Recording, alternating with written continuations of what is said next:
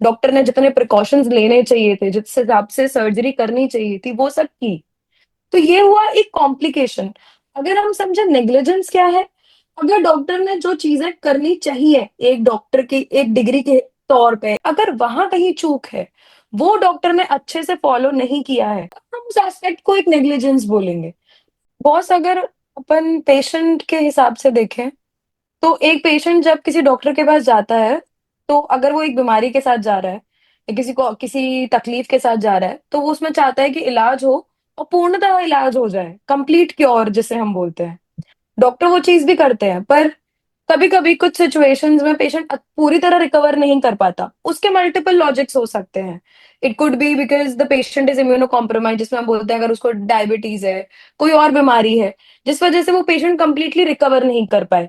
अगर हमने बोला कि अगर कोई पेशेंट है, थोड़ा ओल्ड एज पेशेंट है, लेके गए हैं, सर्जरी करवाई है और सर्जरी से पेशेंट कंप्लीटली रिकवर नहीं हो पाए, मगर कंसिडर करना चाहिए उस समय पे कि ये जो पेशेंट था, इसको कोमॉर्बिड कंडीशंस थी, इसको डायबिटीज थी, इसको बीपी की बीमारी थी।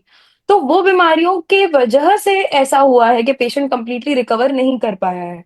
डॉक्टर की तरफ से कुछ सर्जिकल कॉम्प्लिकेशंस नहीं गए हैं। डॉक्टर ने जो इलाज करना चाहिए था, डॉक्टर ने जितने प्रिकॉशंस लेने चाहिए थे, जिस हिसाब से सर्जरी करनी चाहिए थी, वो सब की।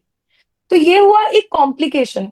अगर हम समझे नेग्लिजेंस क्या है, अगर डॉक्टर ने जो चीजें करनी चाहिए एक डॉक्टर की एक डिग्री के तौर पे, एक प्रोटोकॉल के तौर पे, एक मेडिकल प्रोसीजर के तौर पे, अगर वहां कहीं चूक है, वो डॉक्टर ने अच्छे से फॉलो नहीं किया है, या पोस्ट ऑपरेटिव कुछ जो डेडिकेटेड मेडिकल केयर लेनी चाहिए वो नहीं ली है, तो हम उस एस्पेक्ट को एक नेग्लिजेंस बोलेंगे।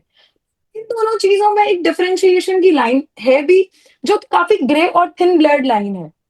उस ब्लड लाइन को क्लियर करने की एस्पेक्ट की जरूरत है।